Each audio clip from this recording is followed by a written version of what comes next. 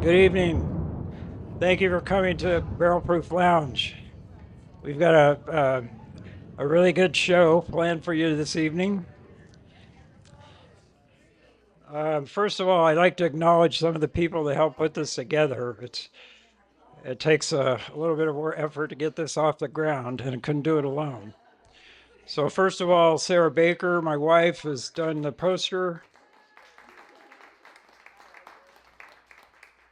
discussions in and outside the box. Very helpful there. Casey Williams, the owner of the club, my son, Casey Williams.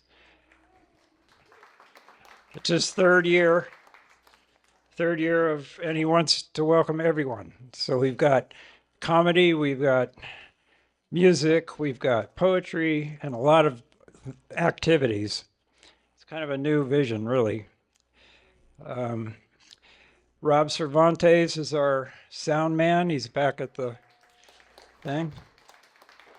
Couldn't do it. None of these people, this would not run without any one person. One person, is gone, and then we're all in a tailspin. So, thank you, all of you, for helping us out here and joining in and all that stuff. Brad Cox is doing videos. He's been doing videos of all our shows except for the very first one. Susan Daly in the bar.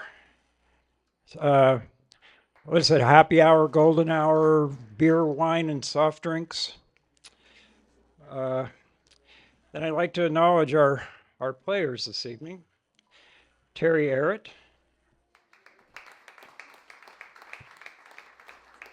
Arthur Dawson, Shawna Swetech, Rob Catterton, and me, Timothy Williams.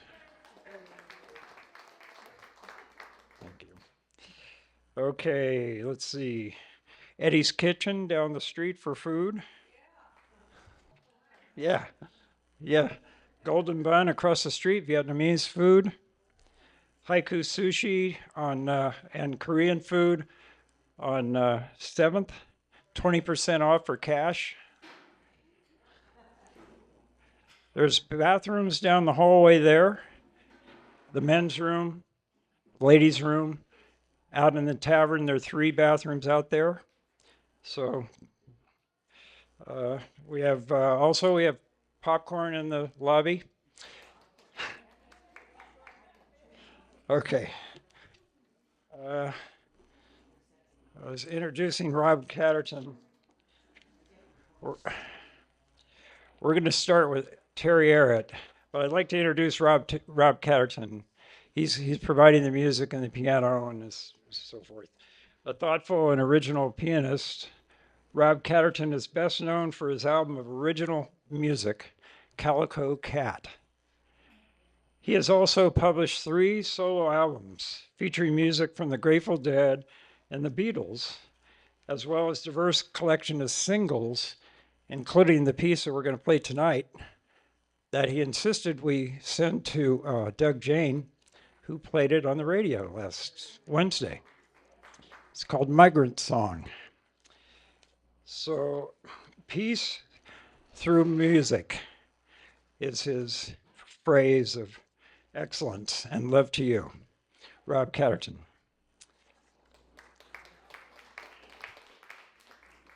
Okay, Terry Ehret.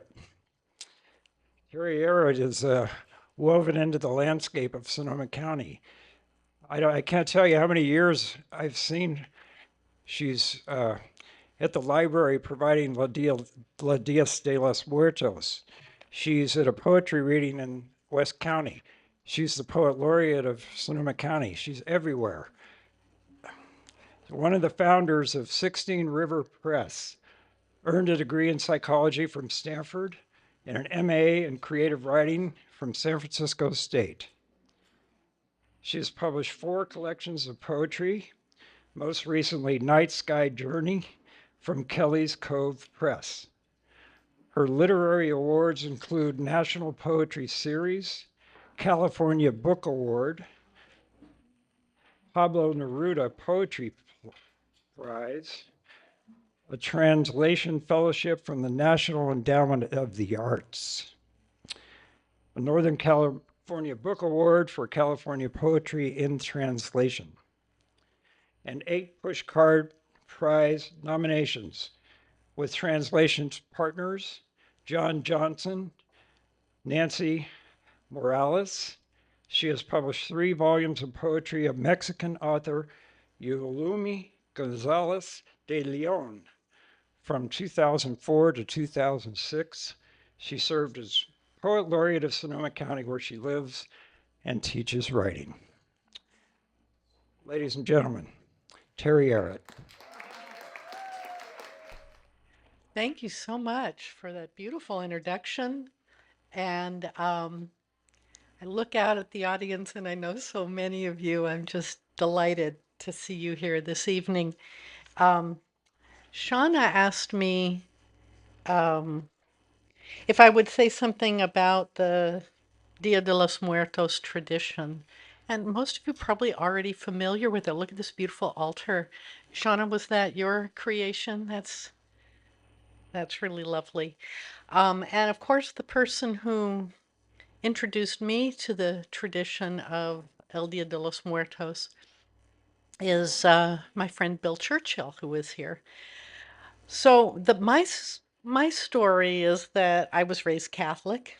So for me, November 1st was celebrated as a day off from school when you could eat your Halloween candy while all the public school kids had to go to school. It was a holy day of obligation, which meant attending Mass for All Saints' Day, followed on November 2nd with All Souls' Day. My mom, who grew up in New Orleans, told me about the tradition there of families gathering in the cemeteries for picnic dinner among the tombs of their relatives. But for most of my youth, the eve of All Hallows meant candy, costumes, and trick or treat. Fast forward to 1997, the year my friend Bill Churchill, who lived some of his life in the Southern Hemisphere in Argentina, introduced me to the Latin American tradition of El Dia de los Muertos. He invited me to a potluck at his home on November 1st, where there was music and singing, storytelling, traditional Mexican food, tamales, horchata, flan, pan de muerto, the sweet bread of the dead. There were altars like this. They're called ofrendas, luminaria, calaveras, marigolds, and multicolored papel picado. He told me that in Latin American tradition, El Dia de los Muertos was a time of year when the veil between the worlds grows thin, when we can be visited by those who have passed from our lives. The papel picado, besides decorations of lightweight colored tissue paper with patterns cut into them, they move and flutter in the slightest of breeze or even in no breeze at all. And thus they tell us when we are in the presence of our visiting spirits.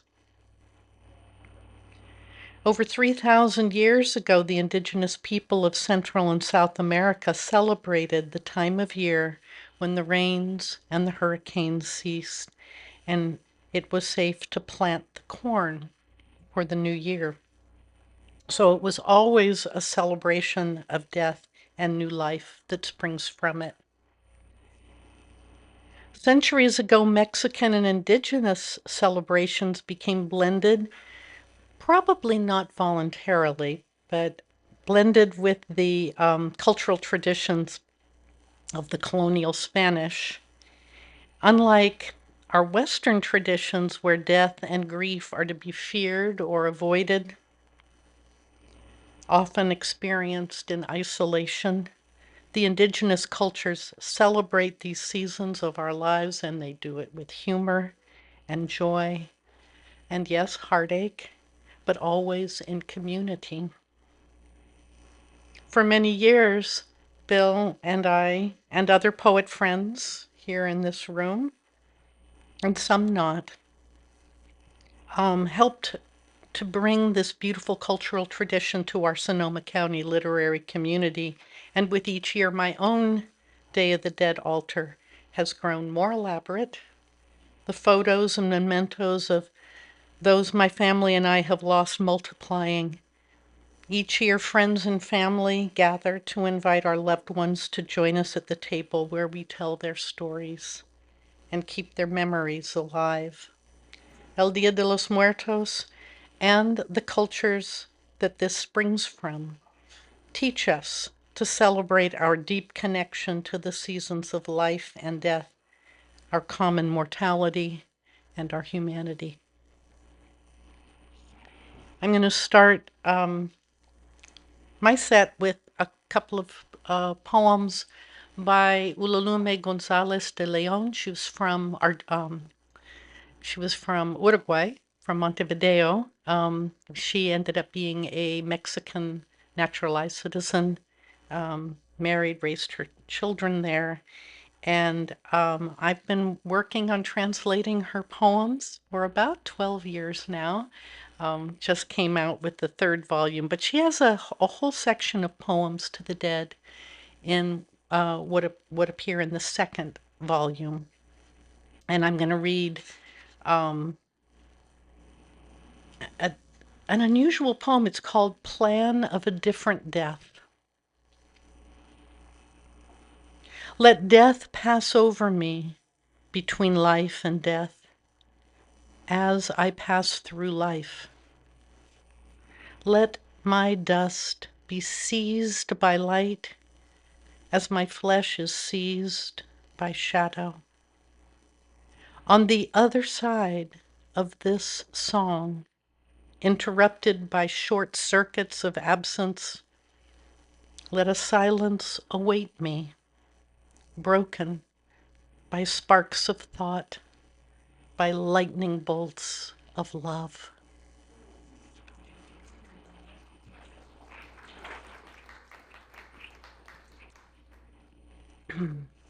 There is a tradition called the Calavera Literaria. It's a tradition in Mexican culture of creating little satirical or light verses. It could be for someone who has passed, but it's most often meant to poke fun at someone still living, often politicians or people who consider themselves important. Takes them down several notches. And often these poems are written in the style of an epitaph, so what you might find on a gravestone. In this section of Poems to the Dead is a group of about 15 short poems, little epitaphs. She calls them death briefs. And they are in the style of that Calavera Literaria. I'm just going to read a few. Man of numbered days, account closed, story over. Here lies one who failed to take a stand. It's your first death. Oh, how perfect. It's clear you rehearsed it.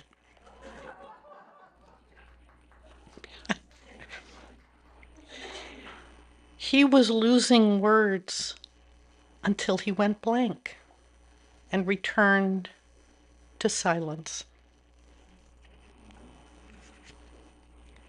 Did you think you would not arrive where you've always been going? The dead laugh at their shadows. They say, I will wait for you my whole life. And that's Ulalume Gonzalez de Leon. Okay.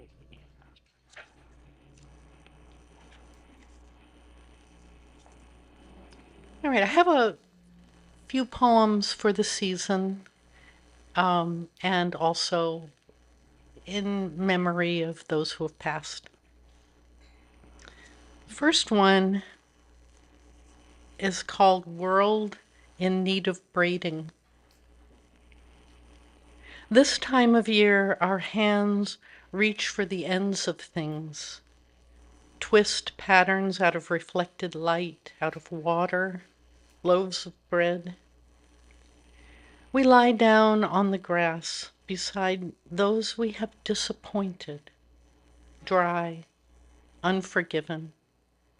We are supposed to be eating, preparing to sleep, filling the storerooms with enough color, dividing the universe into light and dark.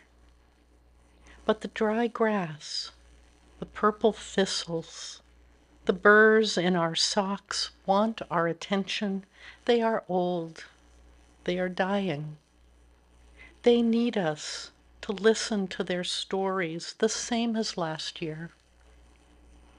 Not much breath left, say the grasses, and the brittle gates of the hill swing open. We love this season of loose connections, excess of prepositions, the long shadows of the corn. And now the carriage of darkness rides into view, bright yellow wheels and spokes like unfriendly laughter. Now the long carriage of night gathering speed. Take us slowly down the wind sea, this plenitude of death. Slowly, slowly run the last of the daylight, riding away the sun. We come wobbling, void of course, shaking in our inadequate clothes.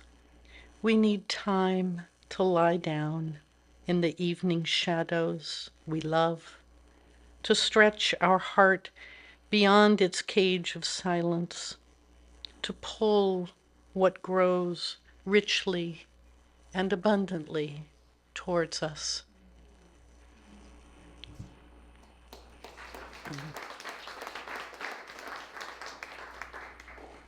Okay. This one's called Autumn Form. I spent a lot of time in San Francisco where you don't really have a summer the way other parts of the world have summer. You have fog. And then suddenly, right around the autumn equinox, things come into bloom and flower and fruit, just like, all the seasons crammed into one. So I was sitting in a garden in San Francisco when I wrote this. Autumn Form. 3 purple-black seeds, a cabbage white. Above this, blackberry runners climb the string of a wooden trellis. Alyssum, broken shells. Many lives, their ovoid, shiny forms saturate like jewels. I want to hold them in the bowl of my mouth, vulnerable cup, which is, I think, the tongue's root. Other fruit is in its leafy stage, having awakened late in summer after the fog released the city to the sun, already autumn-rich. The season of shaking loose, whatever sacrament might be the opposite of communion. My mother called to say a new priest had come to bless her, anoint her with water and holy chrism, until she was herself a shiny form, a dark jewel, a seed.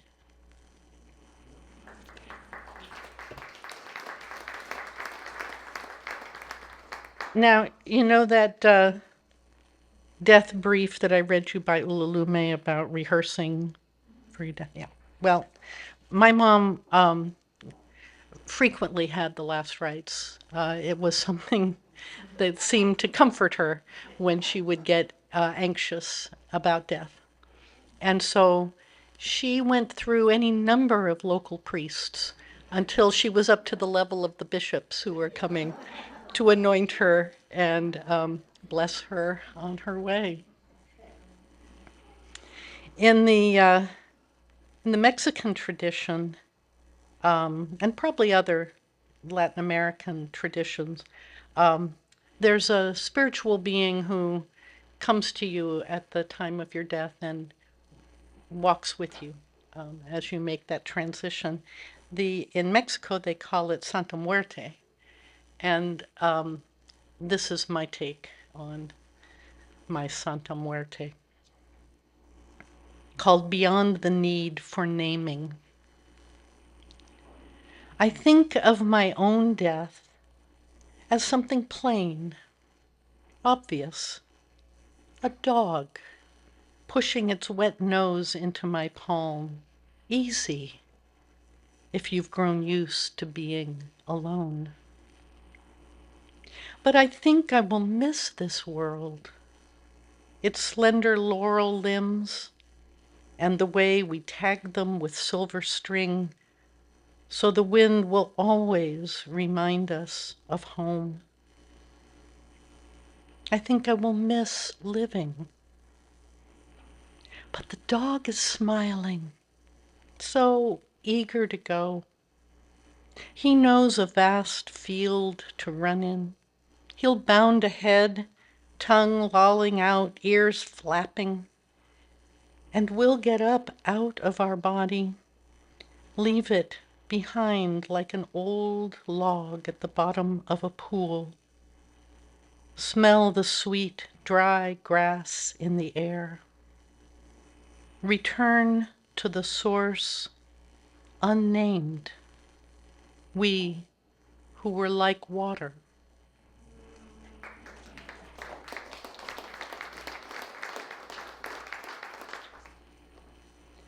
I saw them once off the coast below Monterey, the rain women, walking across the horizon in a slow procession, each carrying the low and heavy sky, each carrying an urn of air and ash.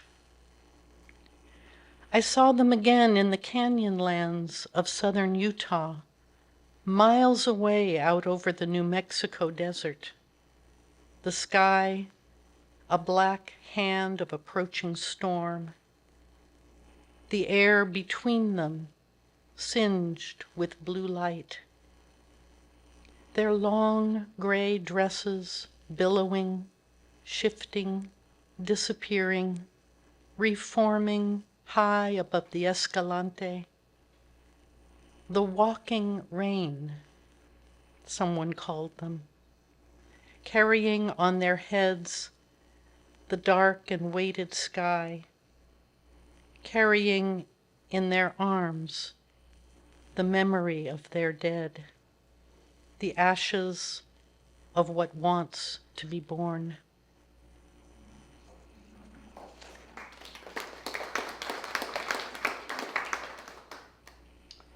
And this is my last poem. This is for my sister Annie, who passed away a year ago, September. For my sister's funeral, I offer to write her remembrance. So I ask my remaining siblings for good words to describe her. Competitive, they say, industrious, thoughtful, heart of gold, soul of the family. Idealistic, I say, and think of her passion for JFK, her shouts of pigs off campus during the Vietnam protests, and the time I asked her about the ERA Now button affixed to the windshield visor of her VW camper. Hard to believe she would turn so conservative. These later years, sending money to the Heritage Foundation, All day her TV tuned to Fox. A few days before she died, I tell her there's a presidential debate coming up. And does she want to see it? Yes, she says emphatically. So I set up my iPad on her hospital bed, and together we watched Trump and Harris go at it for an hour and a half. For once, we don't argue. This morning, an Anna's hummingbird flew in through the open sliding glass door and got trapped, beating and thrumming hard against the kitchen window. I open it wide, urge her toward it, but she's not having it. Finally, I catch her up in a blue dish towel. She streaks like a meteor across the yard and into the shade of the eucalyptus beyond. The last evening I was with her, helping her caregiver shift her body, clean her bed sores, dose her with morphine against the cancer, she turned to me, clear-eyed for the first time in days, and said, "Just let me go." And I, "Yes, go." Thank you.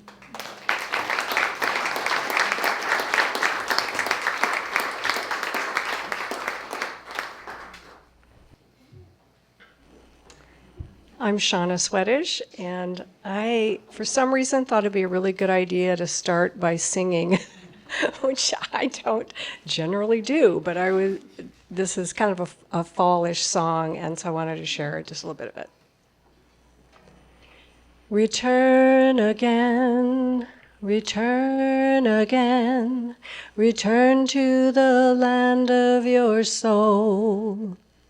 Return again, return again, return to the land of your soul. Return to who you are, return to what you are, return to where you are, born and born again. Return again. Return again, return to the land of your soul.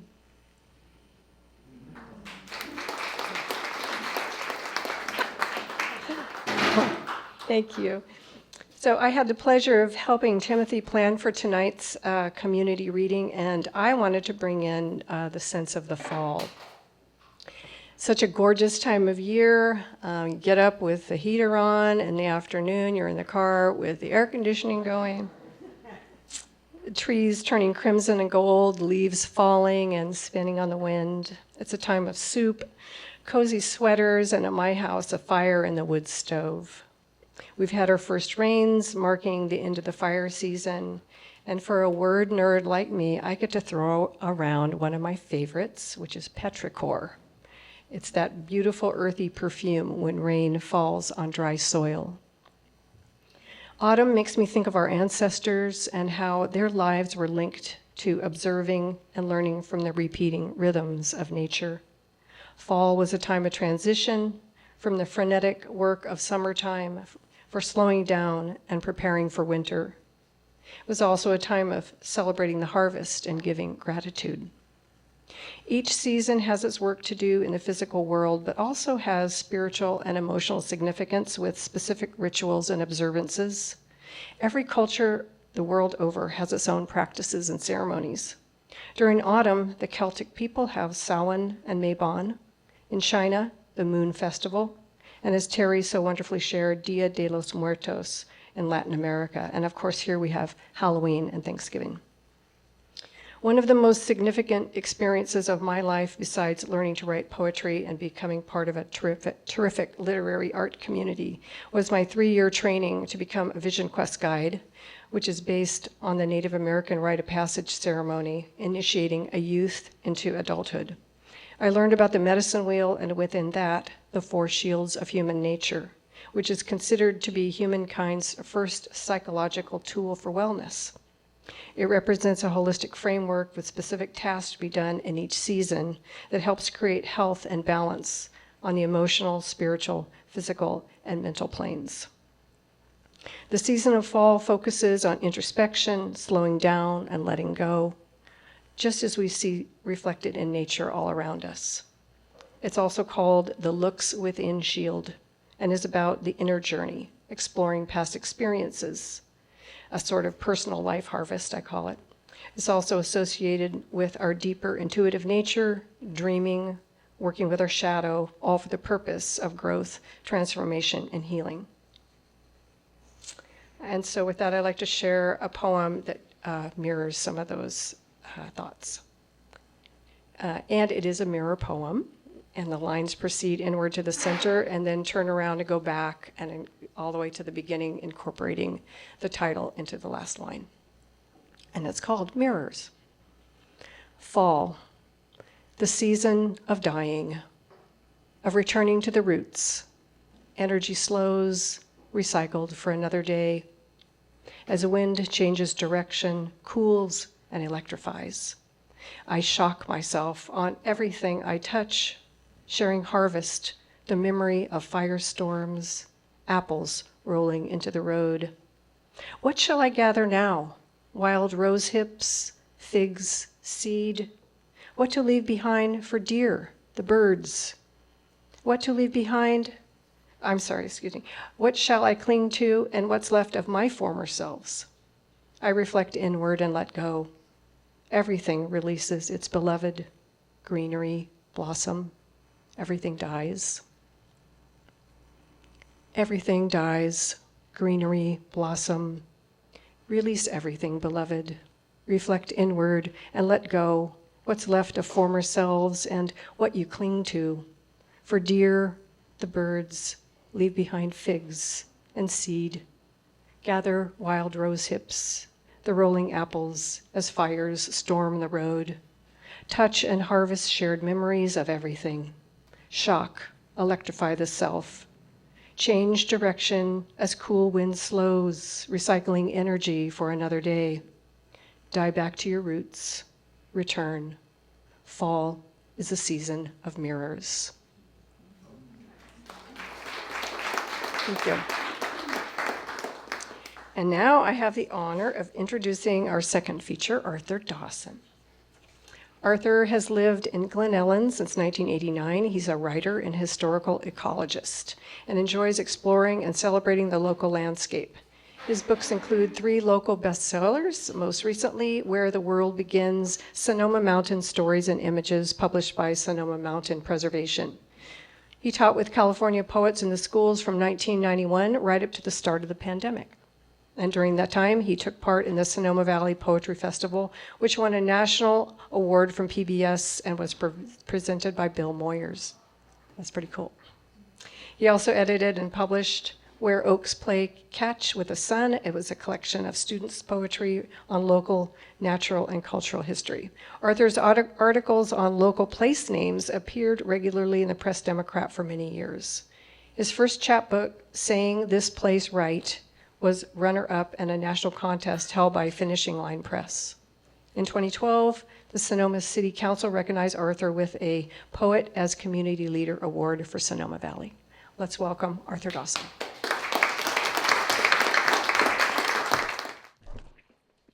Oh, thank you, Shawna, and thank you to everyone coming. And it's great to have friends here all the way from San Rafael to Ukiah and maybe further, who knows. But anyway, thanks for being here, and thanks to Timothy and Shawna for setting this up, and all the other people that have been mentioned that are part of this. I would like to start by reading an excerpt of a Pablo Neruda poem. And my Spanish is pretty rusty, so I'm not going to attempt the Spanish part of it, but you'll have to look that up yourself. But in Spanish, the title is Por boca cerrada entran las moscas. Flies enter a closed mouth. And I think it's based on a saying in Spanish that no flies enter a closed mouth, which I think the equivalent in English is It's better to appear stupid and remain silent than to open your mouth and remove all doubt. So this is the end of the poem, the last stanza. Flies enter a closed mouth. What we know comes to so little. What we assume is so much. What we learn is so laborious that we can only ask questions and die. Better save all our pride for the city of the dead and the day of the carrion. There, when the wind shifts through the hollows of your skull, it will show you all kinds of things, all kinds of enigmatical things, whispering truths in the void where your ears used to be. Isn't that great? I can always feel my skull when I read that one. So in a sense, this kind of follows up on that idea of sort of being and non-being and what's here and what's not here. And as Terry was mentioned, Terry's been active with 16 Rivers Press for a long time. And after I lost my house in the fire in 2017, she contacted me and gifted me a whole collection of 16 Rivers poetry books. So thank you, Terry, for that. It's great to have that, and it's been a treasure to look through. And so one thing I do in the mornings when I want to write is I'll pull a book off the shelf, open it up, and take a line, and then use that as a prompt. And so I did that one morning, and this is what happened. You'll hear what happened. It starts with an epigram from William Carlos Williams. It is difficult to get the news from poetry. And so it is with this book of poetry, randomly pulled from the shelf. Rain like a thief, gifted after the fire of 17. Unexpectedly, it is still shrink-wrapped in plastic that does not easily tear. I fumble for a knife in my pocket, but no luck. Rain like a thief? I'm thinking plastic like a thief. Back cover testimonials mention the furnace of the sun and pushing boulders uphill and a brother's death. Something about wise friends and truth and wanting to read it again and again. Without a knife, I can't even read it once. Nothing remains in the old containers, is the news on some inaccessible page. But a new container that can't be opened is no better than an old and empty one. I'm scratching behind the ears of Schrodinger's cat, holding his infinite book of poems in my hand, each one ready to tumble disappointingly into some finite singular form. It is the mountain peak that the guide lives unclimbed, that he comes within a body length dozens of times.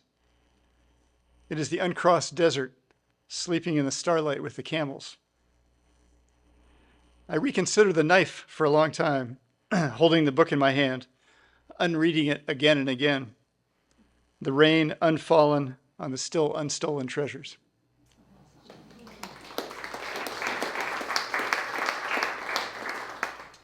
And this one, this was for my dad. He passed away in 2001. And I was remembering, actually two things came up. One, Terry, I love those little tombstone poems. Those were great. And it reminded me, there's a bench in the Sonoma Valley Regional Park, and it says, I forget the name of the person, it says, who laughed more in her first 55 years than most do in a lifetime. And it makes you wonder, well, did she live to be 110?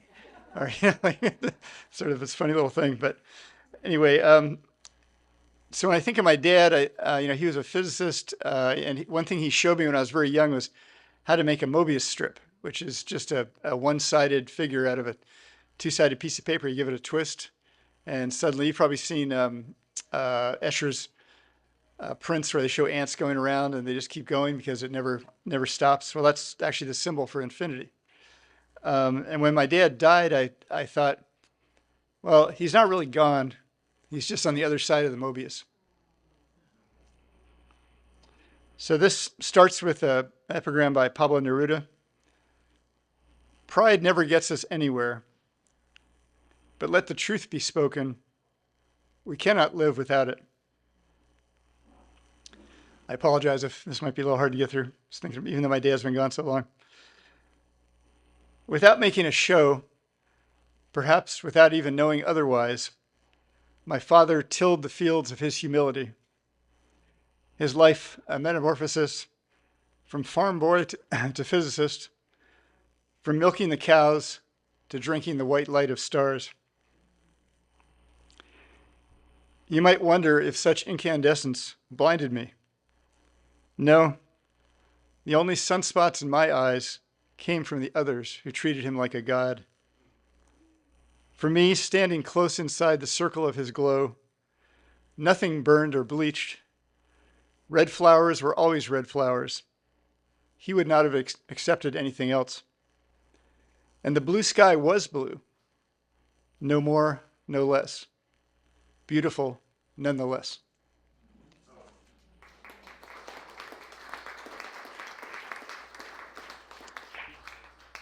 This next one's also for someone who's passed, and this is somebody I know Terry knows, and maybe somebody else here knows. Susan Sibbett, who is really just a core person in, of course. What an amazing woman, and was, just the rock of Sea-Pits for many decades, and just the warmest, greatest human around. So I didn't see her for quite a while, and then I heard that she was basically on her deathbed. And so I sat down to write a poem, and I thought of this story that I'd heard about in the early days of surveying. A surveyor had gone up to the top of Mount Shasta, and he had something called a heliotrope, which is a mirrored tool that you can use to signal somebody over a very long distance, like, signaling a plane, but even further, really. So in 1880, he went to the top of Mount Shasta, and, it was stormy and cloudy, and he had to wait 9 days for conditions to be right. And finally it came, and he spotted a heliotrope, which is the name of this instrument, on Mount St. Helena, 192 miles away. And he described it as shining like a bright star. And that gave him enough to be able to sight it and draw the line. And it remains one of the longest line of sight surveys that's ever been done. 192 miles. I mean, basically over the curve of the earth, mountaintop to mountaintop. And that kind of brings us right back here, almost. So this is called heliotrope, and this is just thinking of a kind of a vision of what it might be like to be in the process of passing over. See that spark of light at the far edge of vision, shining across the separating distance? How it flies over the curve of the earth, like a dove making its own tiny dawn? Someone is out there, straddling the horizon, waiting for the shine of your mirror to turn toward theirs. This is the moment, the signal you came for. Across the gulf, your own light answers. The remoteness collapses, suddenly becomes nothing.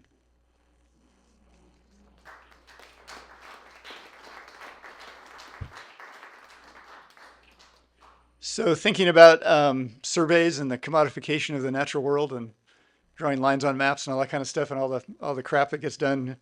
Anyway, I won't go into it. But this was, so this is, if you've ever seen the red lines on topo maps, those were all drawn by surveyors. Around here, they were all done mostly in the late 19th century. And as a historical ecologist, there's this incredible source of information about what was there, because they describe, they're passing through a forest, they're crossing a creek, they're going through chaparral, all kinds of great information is in these old surveys. So that's what I was thinking of. That's how this started. And then I thought about, anyway, you'll see.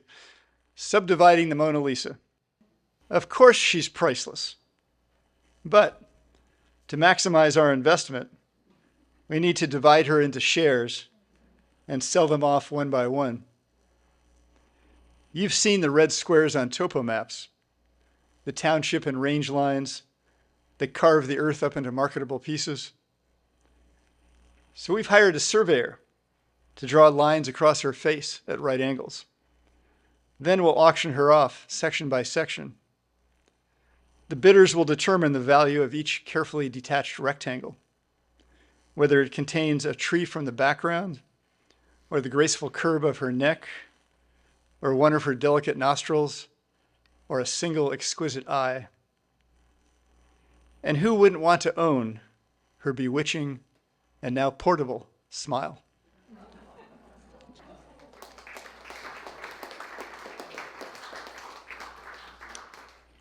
This one is and, I was just thinking as I was sitting there about that poem, and I'd never really thought about who she was. That'd be a whole really interesting.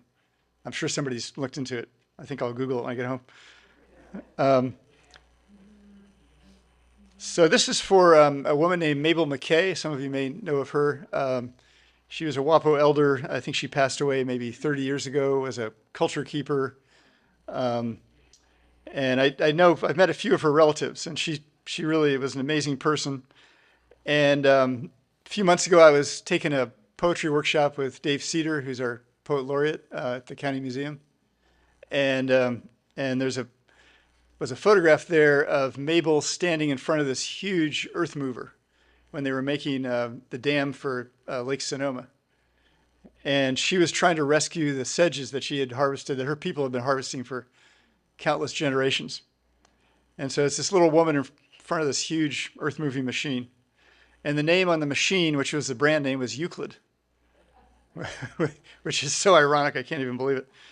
And it's been discontinued, but it's still used as a generic name for large earth-moving machines. Poem for Mabel, from a photo at the Sonoma County Museum. Euclid, a gigantic earth-moving machine, lurks just behind her, idling impatiently, ready to roll to its appointed task. Everything is slated to be drowned, to be erased behind the dam. Mabel stands just outside the shadow of Euclid's ever-hungry belly, thinking of all the circles drawn upon this land by her ancestors that still spiral into the designs of her baskets. Euclid's ancestor invented geometry, put his faith into straight lines floating on the page, not connected to anything. Next to Euclid, Mabel holds her ground like a sedge stalk, ignoring all the voices yelling, "Run!" while the earth, calm and unmoved beneath her feet, whispers, "Stay."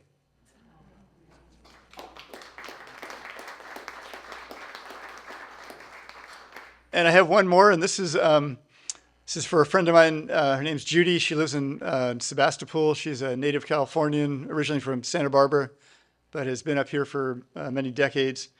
And I don't know her as well as I'd like to, but I've spent a little bit of time with her. And so, when the fire in 2017 came and we lost our house and most of the vegetation on our property was gone, and one of my favorite plants had been the elderberry. And when I went back, it was just a bunch of blackened sticks coming out of the ground. There was no green. It was just looked like it was completely gone. It was dead. But then, lo and behold, that spring it rained pretty well, and it came back, and it ended up being this giant, like 10-foot green fountain up by the road. So it was incredible to see that.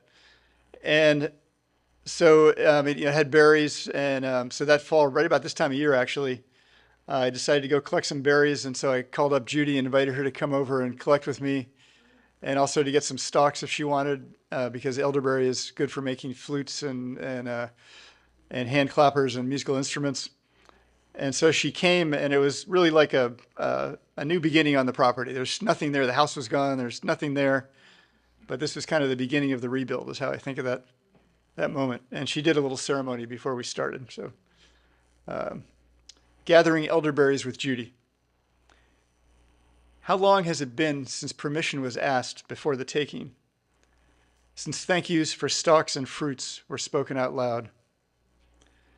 Now everything has been burned away, cleansed to the essentials, the land empty and pure.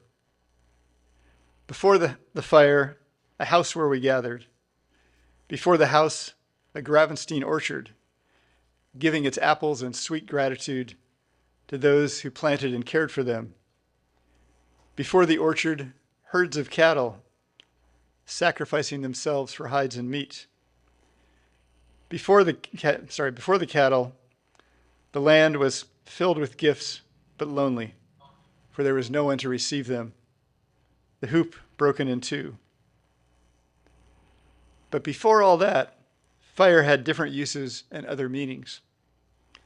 As the smudge stick gives its sage to the flame, so we give our breath to brighten its glowing orange circle, and ask the elderberry for permission to collect its fruit, letting ourselves be purified by the smoke, making sure we are ready to receive the gift. If a PG&E rep had called the night of the fire to say, "This is not a sales call. We're just informing you that your home will be gone by morning.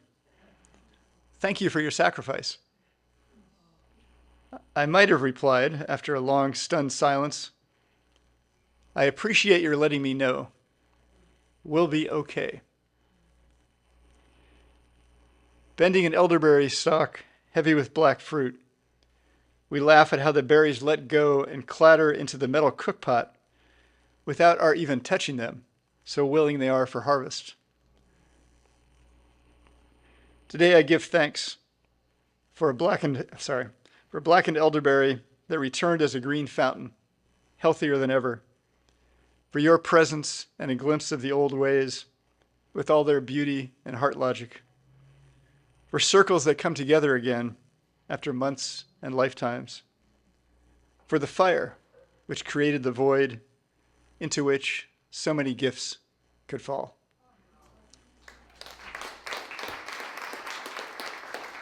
Thank you very much. And looking forward to the open reading.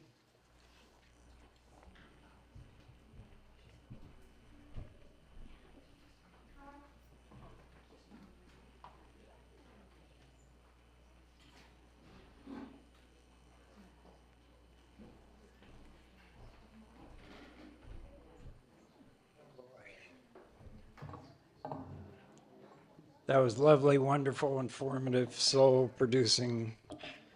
Thank you. Thank you very much, Arthur and Terry and Shawna. Okay, we're going to take a 5-10 minute break. Rob Catterton's going to come up and provide atmospheric piano. We're going to come back and do one piece. Then Shawna's going to host an open mic. So see Shawna about the open mic spot. Thank you. We'll see you soon.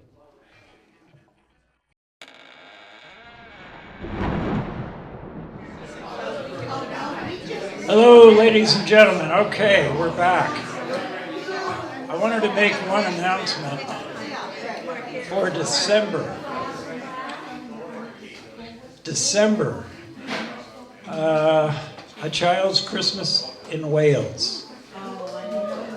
Right here. December 9th. I haven't put it together yet. We've had some past experiences with it. It's been a huge success. People love it. Child's Christmas in Wales, December 9th. Put that in the calendar. All right, we're going to start with I'm going to open with a piece called Migrant's Song with Rob Catterton. A one, two, three, four.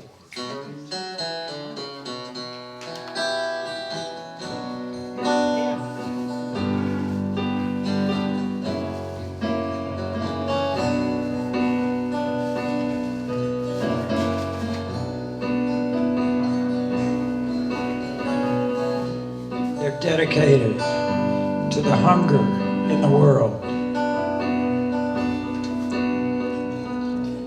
They all line up at our door.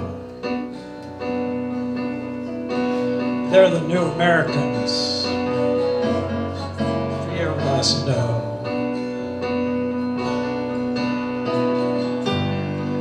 They work with us in our home. Sunburned to sweaty arms, crows an evening call. He works in the fields before the dawn.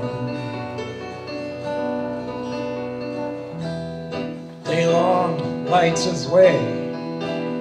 He's a 60-hour man. His wife and his child stand by him again.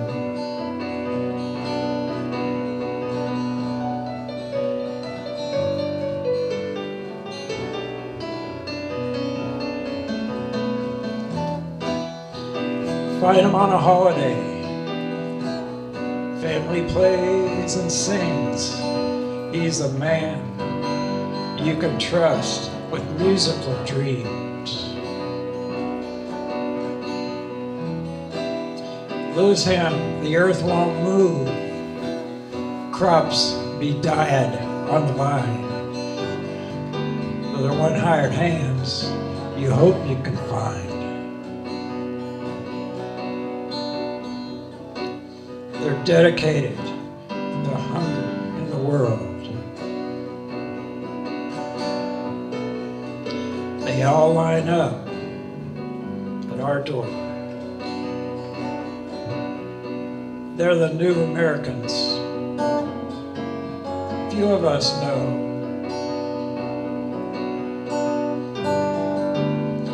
They work with us on our home. Work to learn their language. Say something kind. That's what it takes to help a neighbor friend of mine. So that joyful eyes of strangers don't pass us by no more when we welcome the honey to the hive. They're dedicated to the hunger in the world. They all line up at our door. There are new Americans, a few of us know. Work with us in our home.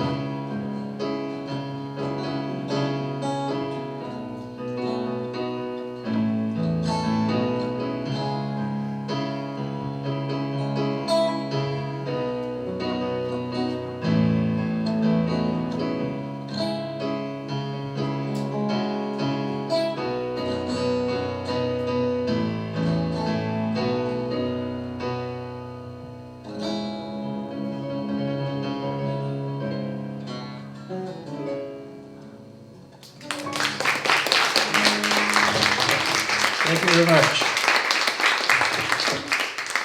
Thank you. Shawna Swetech is going to lead an open mic parade. Timothy Williams. Rob Catterton. All righty, so for our very first full open mic for the Poetry Salon, very, very excited. We do have a 3-minute max, please, so try to hang in with that. And our very first reader tonight is going to be Karen Fitzgerald. So welcome, Karen. And on deck, Donna Emerson.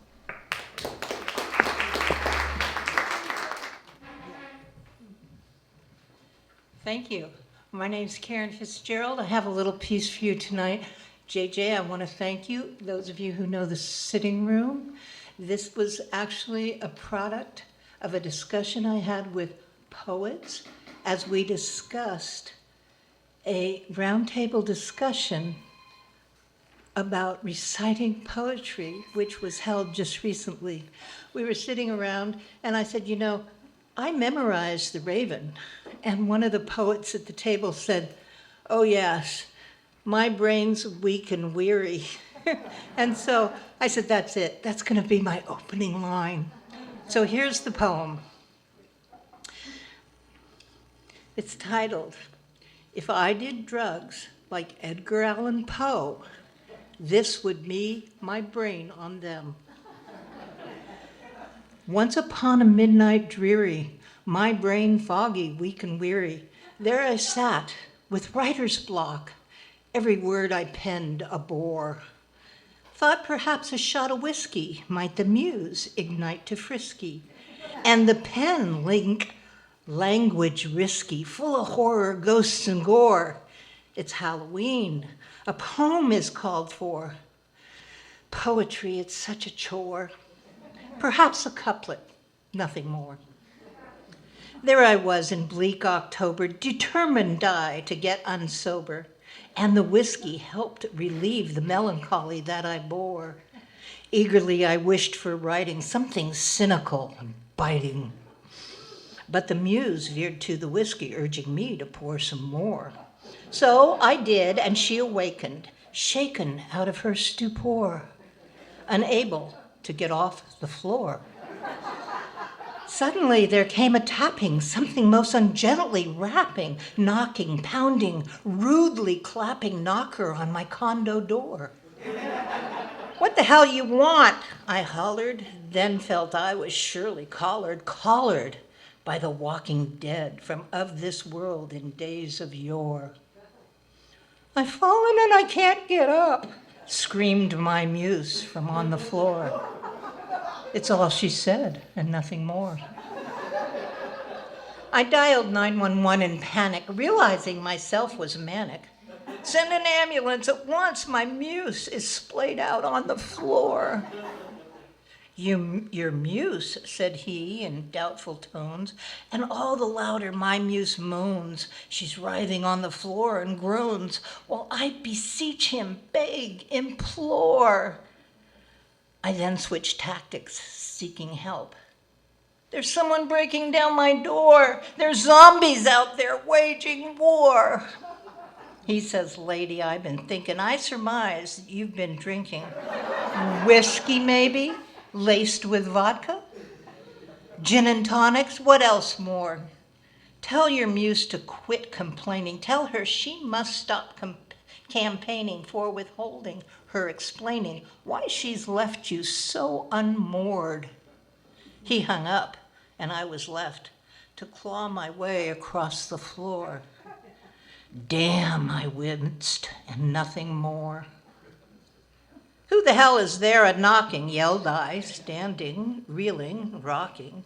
And with strength 100 proof, I swung wide open the front door. There I faced a horde of ghouls, a ghostly pirate draped in jewels. My muse asked, "Who are these fools?" and gave the creatures just what for. All at once, they swarmed the entry, menacing down to the core, yelled, "Trick or treat," and nothing more. Thank you, Lord.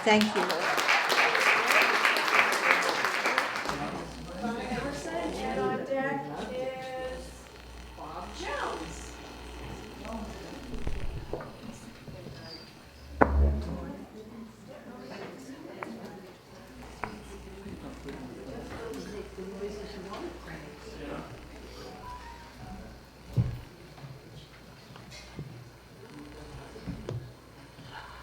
I brought my grandmother with me tonight,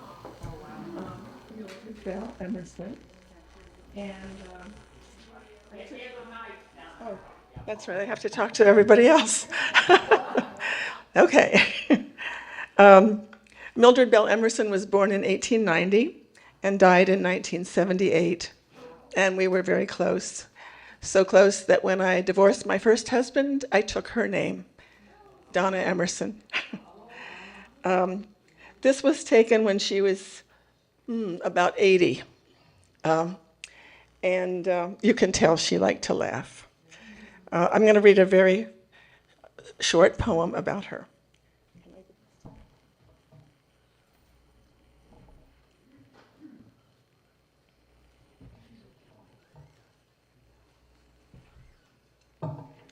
I am still writing my 4-generational memoir, starting with her, so there'll be a whole book about her soon. Well, this is a taste. The poem, of course, is called Mildred Bell. I miss her fleshy arms. She never talked diets. She baked breads and cake from scratch instead. Taught me to turn butter and cheese. She never wore makeup. Her stockings rolled just above the knee. Black lace up shoes below. She wore full aprons over nylon dresses. Her hair strawberry blonde in a farm-style, French twist, loose, then gray, then white, and freckles everywhere. She spoke Tennyson and Frost from memory when these fit the moment, told family stories, like the time she whacked Uncle James in the head with a log meant for the wood stove, calling him a mean, mean man. And he was. She knew all the names of the Black Panthers in the 60s and exactly where McNamara went wrong. She never hit me. She never screamed at me. Her entrances were quiet. She was listening.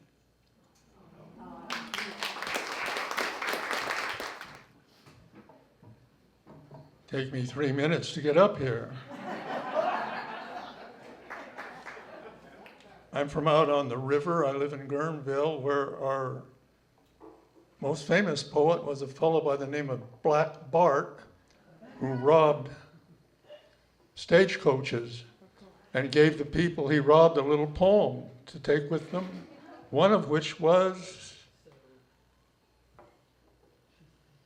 "Long I've worked for bread and riches, but on my feet you tread, you fair-haired sons of bitches." But I have a poem about a hospice poem called "Immersed in Blue." This woman I know, tall, tough, and devout, transposed enmity off the teletype and fluttering documents during the big war, and put it all in the Peoria Evening Star she was in charge of, because everyone who was supposed to be doing this was either fighting or wounded or dead. Now she lies in her last few breaths, peaceful and glowing, glowing as if from the inside out, like the dying sometimes do. The golden afternoon light through the window, meeting the dying woman's luster. And darned if a harpist doesn't show up by her bed to play for her. Beautifully, touchingly, some snappy old gospel songs, the strings quivering against the air in all piety and promise. And this dear woman, I'm sure she hears it, though there is no indication, except that everyone for 1,000,000 miles around must feel something brush against them, and thereby know that someone is singing on her deathbed about a little home in glory land that outshines the sun way beyond the blue, blue, blue, blue. And she was enjoying every minute of it.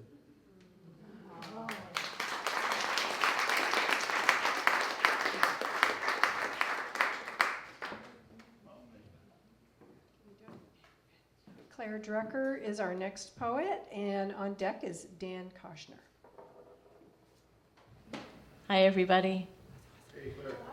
So I chose this poem because it's a poem about my grandfather, and he was a victim of fascism, and we are in the midst of a fascist takeover.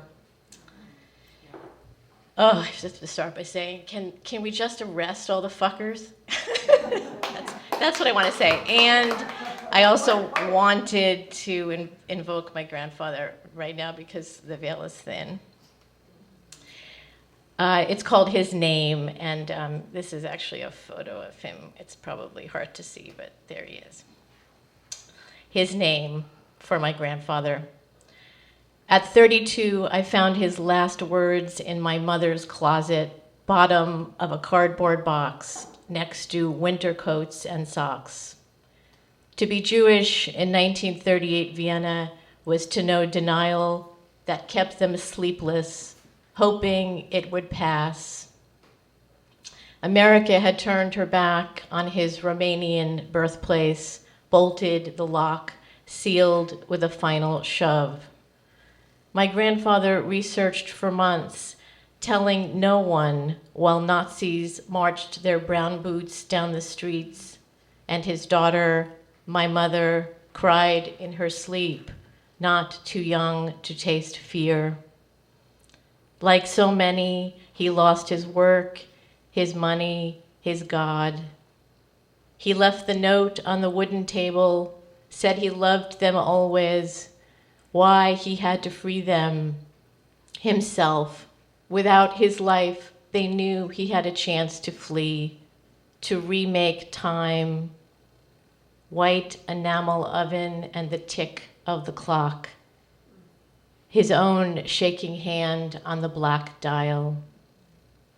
Sacrifice, to suffer someone to be lost, to offer something up for the sacred.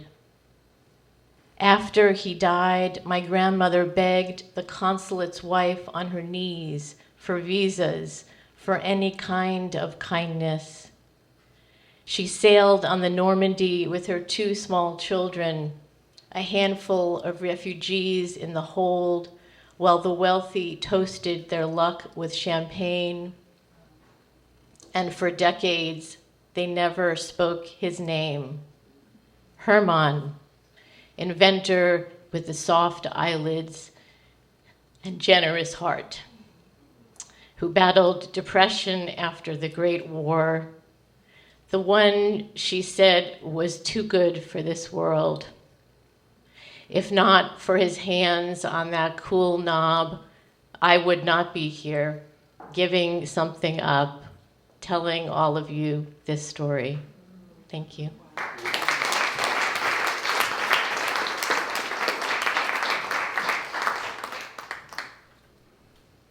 Dan Koshnier is up, and on deck, Heather McConnell. Thank you. What a great night. What a great place. This poem maybe is a little bit meant as not, I didn't just write it, but sort of a celebration of a space like this. So it's called Something's Happened to the Space Where Things Happen. He brought us a tray of mini coffees and said, drink these while you wait for your coffee. And besides, you can eat the cups. We were reminded of the last empty walk across campus, that once magnetic field where people saw us when people still looked. Remember that game, I say school bus, and you say harassment, hardship. I say school bus, you say hypervigilance and bullies. And then you'd smile and say friendship, laughter, relief. I say school bus, and now you say cell phone, iPod, earpod. I have a dream about a plug on a long cord and so many sockets, hidden in clouds, lost like libido. What we once crudely called social intercourse, where is it gone? Do you remember those men and women with clipboards and questions? Like 10-year locusts, the census takers, I was one. How many live in your house? How long and what color? We called ourselves enumerators, but others had other names and ascribed motivations hard to imagine. Meanwhile, some boasted about something called connectivity. PlayStation circuits brimming as the high-tech doorbell seemed to have crashed. Something as old and simple as knuckles on wood, what we called rapping, or standing quietly together, what we called waiting, while crickets and bullfrogs called out for love. In Kafka's time, there was no online dating. So he stood gazing by his window until stirred by the horses down below. A stroll in the park, perhaps. We see bright umbrellas, hear violins and the soft gurgle of water over rocks. But something's been subverted, short-circuited, a kind of longing, a curious thing to long for. Something's happened to the space where things happen. While much has been said about a marketplace of ideas, the real exchange is digital. Currency travels at light speed on fiber optic cables, while in our blue-lit homes we pay homage to our private sectors. And public is the dirty word. But let's remember the night we watched the made-for-TV movie and called Town Hall Meeting, and we wept. I can't tell the symptoms from the causes. In any case, it's only a kind of longing I'm longing for. The pleasure of taking coffee at the train depot, the stories overheard, conversations at kiosks, at harbors and airports, readings and bookstores, all the vital places where paths cross. Call it the Commonwealth, where stories, laughter, tears, wolf whistles, and what have you, where happen the adventures of strangers before the idea of meeting one became strange to us. Dutifully, we stand in line and ate our coffee cups, sweet and salty and buttery, and all a little hard to swallow. Thank you.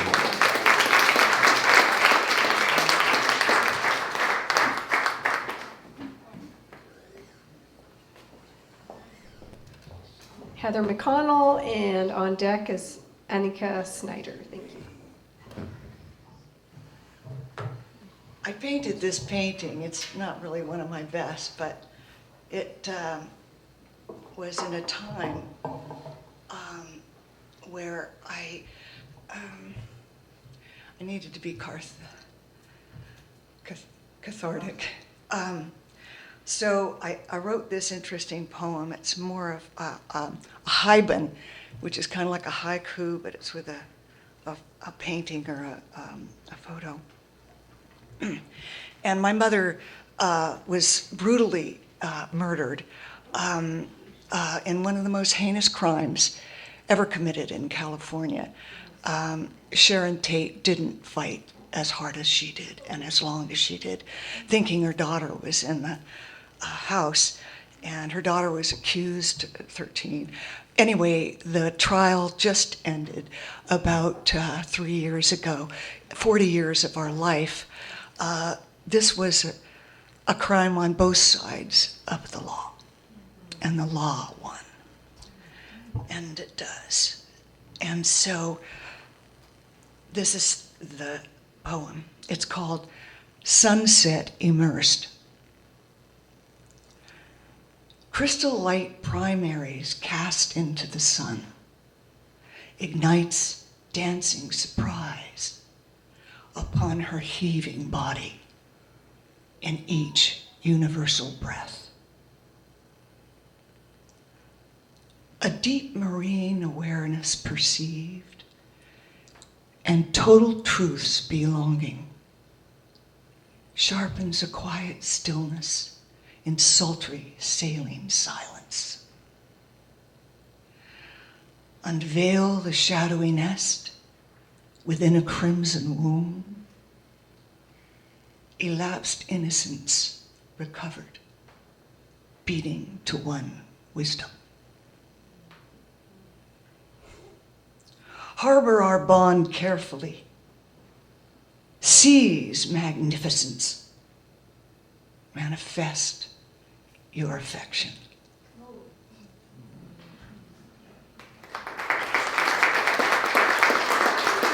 Thank you. Annika Snyder, and on deck is Gwen O'Gara.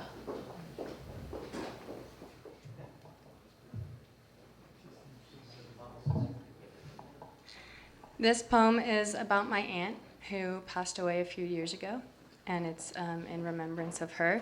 And she has been very active contacting me. So this is a true story. It's called From Beyond Time. When I was a child, my aunt slipped $2 bills into my chubby, sticky palms, calming me with prophetic words. This will be worth a lot someday. Every birthday or Christmas, I learned to count by twos, though I did not pair the memory of their origin to the person who handed me the money. So tenderly, the tips of my fingers rang with the pressure of their love. I only shoved the bills into my pockets and skipped outside to play on the farm, the animal's charm somehow far surpassing monetary gain. My first birthday without my aunt alive, I turned 23. After eating sushi and walking around the thrift store, I ended up in the section with the books. I looked, obviously, like a moth drawn unflinchingly to light, delight softening my sadness to make me young again.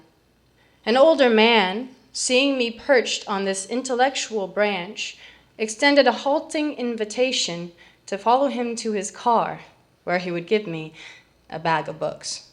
I, of course, can't encourage this kind of decision, but I can't change the course of what occurred, and I did, in fact, follow his shuffled footsteps towards his promised gift.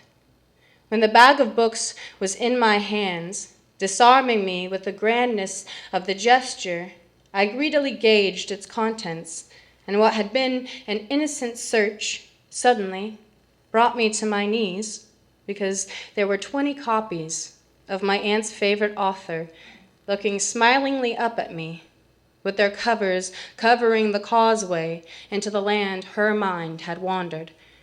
At home that night, as I rummaged through the copies, I came upon a book with no dust jacket.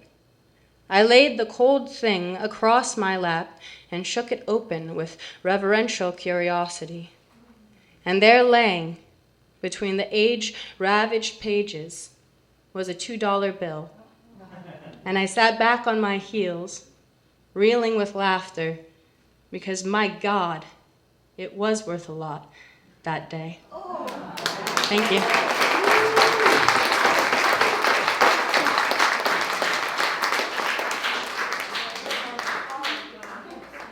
Winogara, and up next is Susan Lamont.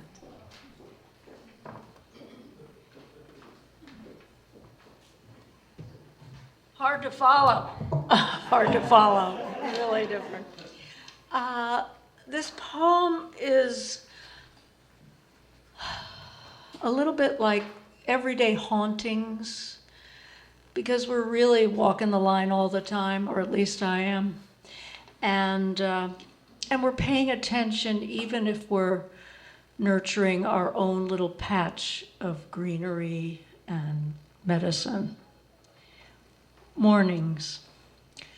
Mornings I disappear into the violet of a flower, the crane's bill's needs, the songs of people I love from afar. Carrying a stone wrapped in a beautiful rag, I kneel, divine rascal, before a painted flower, and climb the ladder of invisible melodies. Is it time to return the nests to the garden, the shells to the shore, to leave skulls where I find them? I know a woman who turns hot stones into water. Every day's a feather with wispy veins and stiff.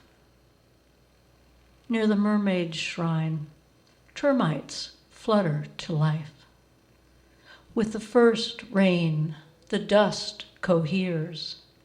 The wars against us and the earth go on. Thank you.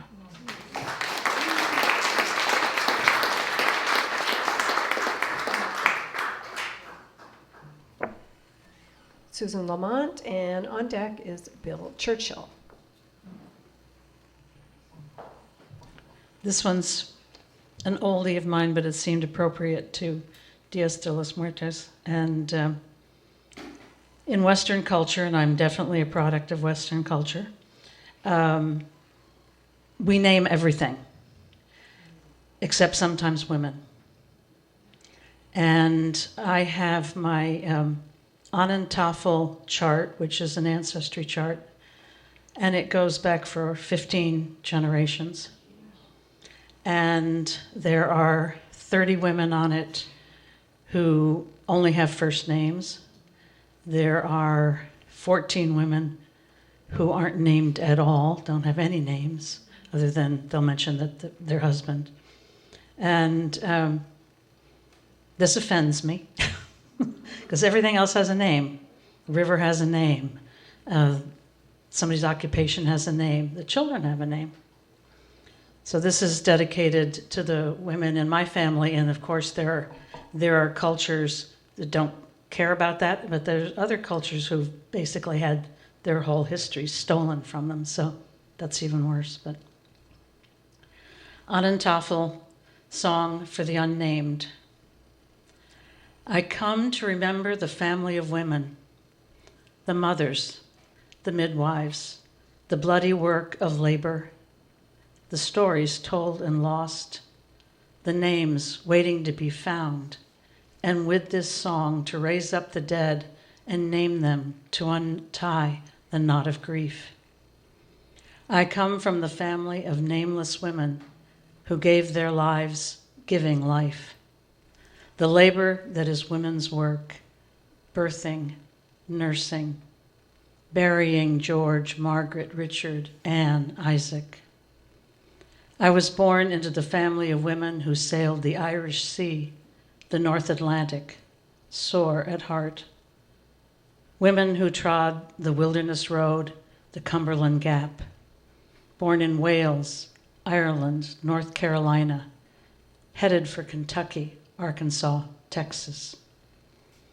I imagine the women footsore, babes in tow, the redwood, the dogwood, the call of the morning dove in the soaking rain, the cabins along the waters of Dutchman's Creek, Deep Creek, Elijah's Creek.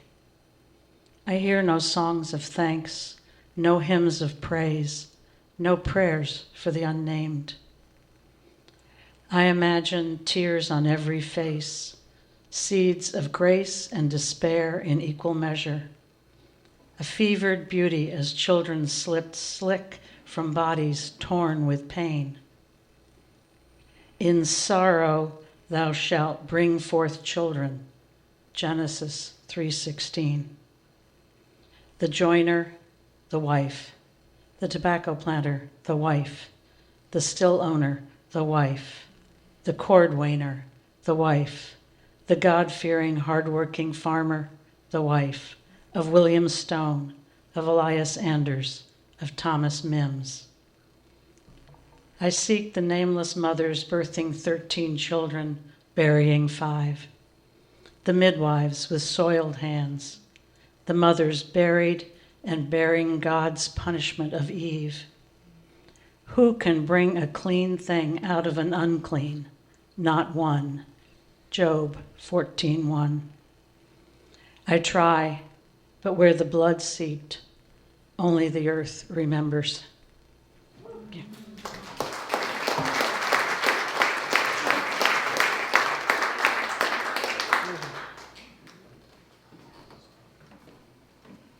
Bill Churchill, and our next reader will be Karen Bramlett.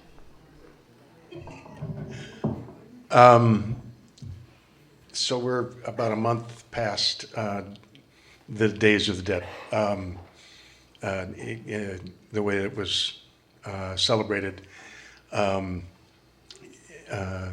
prior to the Catholic Church combining it with their feast days. Anyway, I dance in South Dakota and been doing that a while, and every day is the Day of the Dead.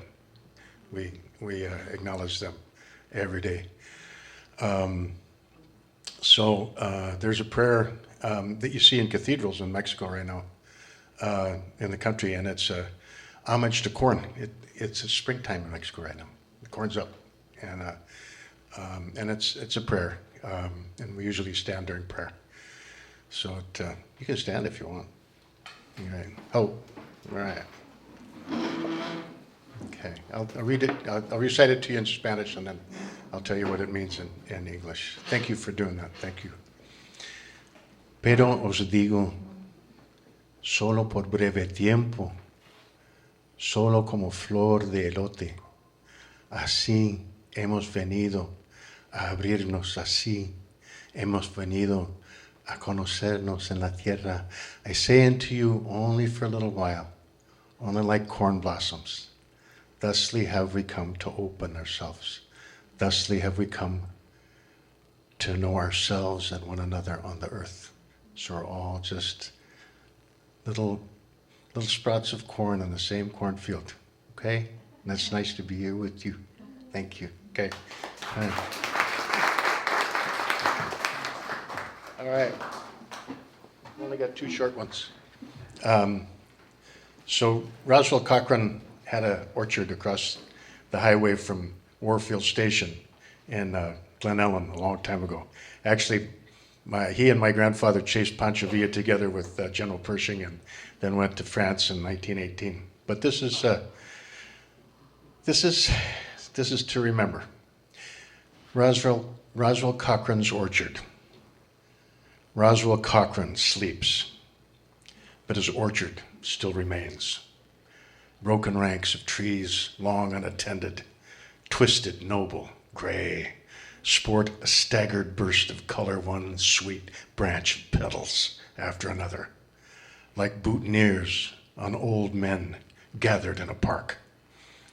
Once slender, supple trees paced off and at attention 80 years.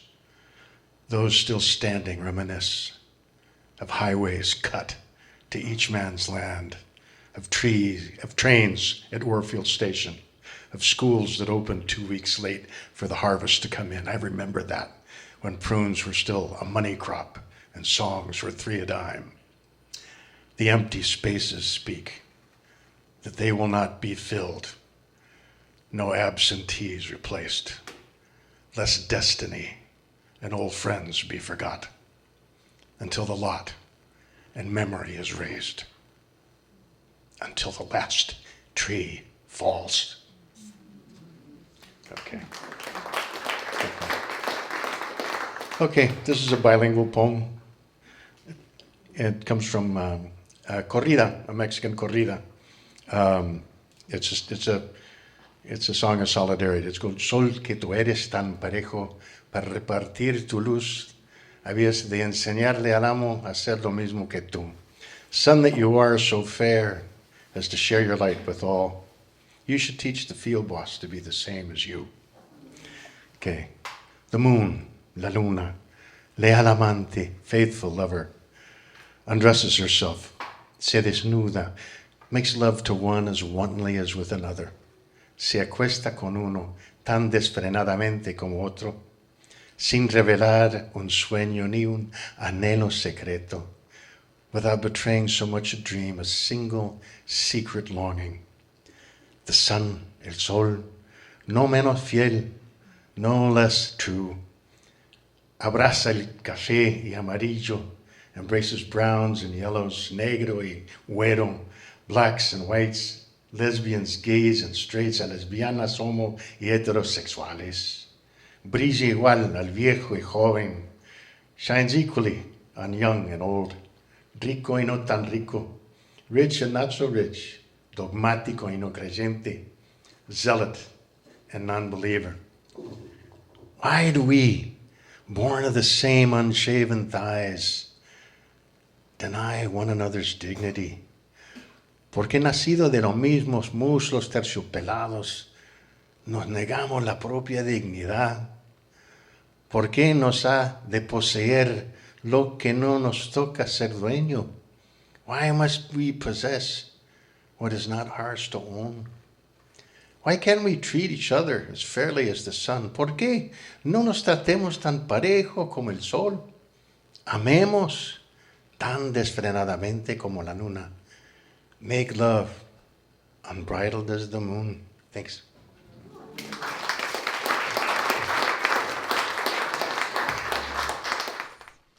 Dave Setter, and on deck is Jamal. Thank you, Shawna, for leading us through this. Thank you, Timothy, and thanks, Barrel Proof Lounge. So this one is for the hospice workers. Dragonfly. Faceless, we wander these trails until we see another like us.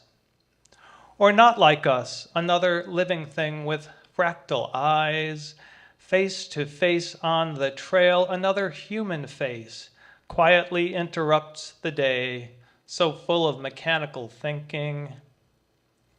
Face to face with another hiker, my world opens on a hinge. A dragonfly in her palm barely flickers light from its iridescent wings. Is hospice possible for a too slow dragonfly in winter? She goes on, I go on, we all go on, living as long as we can.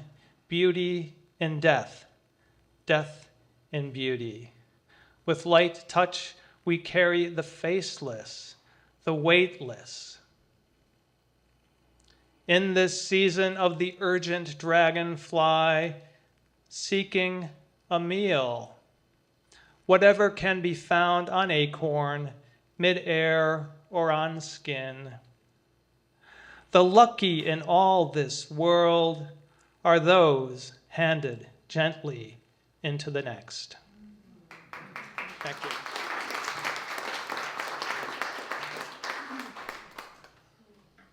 Okay, next poet is Jamal. And on deck is Arthur. Hello. I'm sorry, I'm very nervous. I've never done this before, so thank you, Erika, for inviting me to come here. So I'm actually a physician visiting from Hawaii, and I'm staying at the Sonoma Mountain Zen Center, practicing Zen. Every night. I'm supposed to be doing a Zen sitting right now, and it's last minute change of plans to come and stand in front of all of you and see all of your eyes and your bodies tonight. Yeah, thank you. Zen is everything. So I want to talk about light, and how we sense light.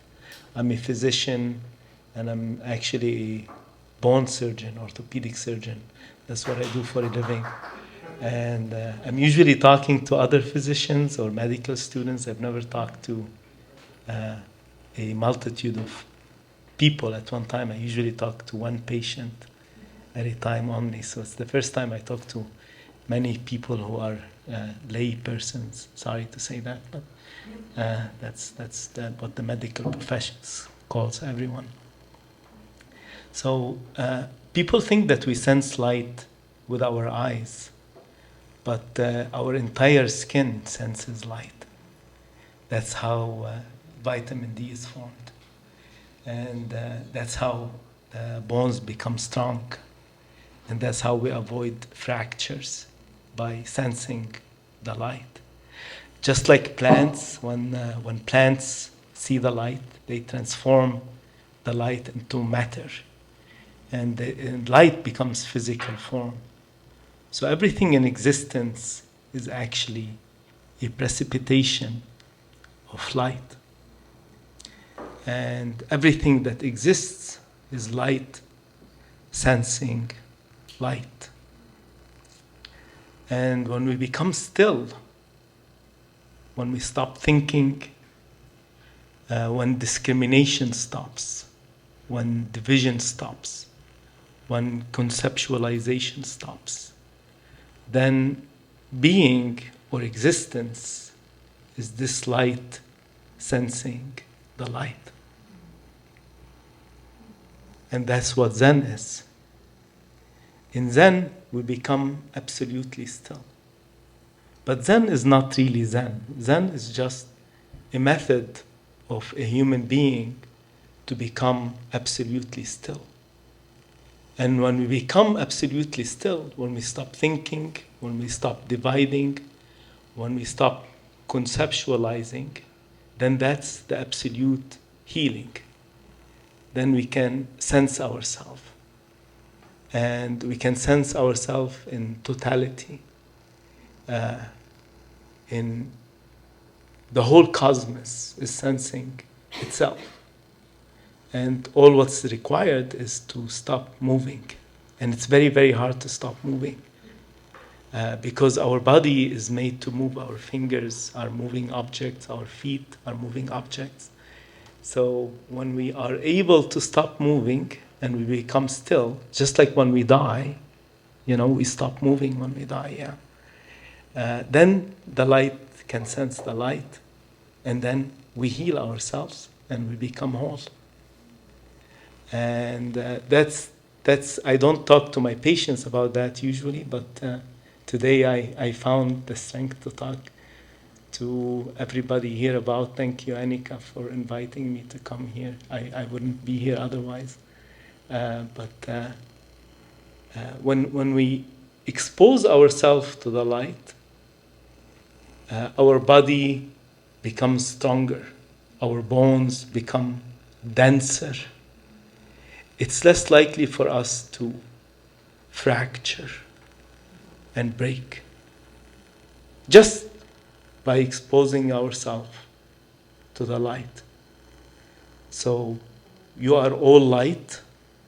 Everybody here is just pure light, sensing light.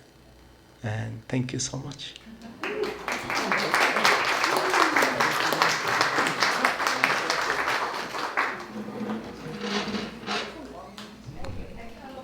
Arthur. I'm up here by a special request from Bill Churchill, so thanks for letting me speak twice. And I can't resist just telling another tiny little story about my dad. When he was basically on his deathbed, he was fascinated by neutrinos and supernovas.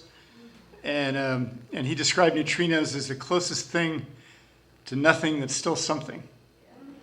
And he said they're so small and inconsequential that they could travel light years through lead. So without hitting anything, just imagine a light year of lead. That's like, that blows my mind. And after he died, I thought, well, that's a great metaphor for spirit, the closest thing to nothing that's still something. So thank you for sharing all your spirits here tonight. So the poem Bill asked me to recite, it's called Why I Might Have a Problem with Human Cloning. And it's dedicated to my daughter, Kyrie. A strand came winding through the centuries, looking for you. Your great-grandmother polished the blue stones of your eyes, and invisible hands passed them into my safekeeping. For years, I carried your hidden face in my pocket, like a dime, like a tiny moon for good luck.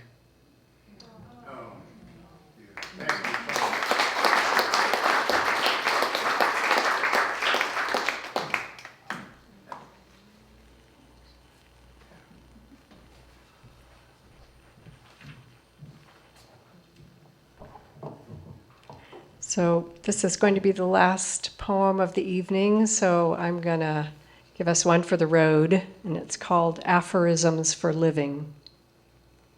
Clouds cleave dark from light in the autumn pale sunrise. Days roll endlessly, season to season, the past churning to future under the soles of nature's bare feet. And though the moon strips color from rose and vein, red to black, yellow to colorless, and you're swept up in the counting of days, you rise up, put on shoes, and blaze blue a trail on Earth's traveled map. You breathe deep and deeper into the time machine of your body. You praise the cell and bone altar where your soul resides. Thank you. Thank you, all of you. Wonderful, wonderful work tonight.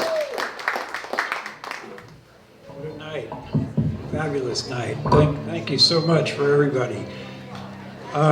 This time of year, I kind of want to gather people. Is there any chance everybody who read tonight can kind of come on up here and get a group shot? Think we can all fit? So come on up, everybody. Let's just do this.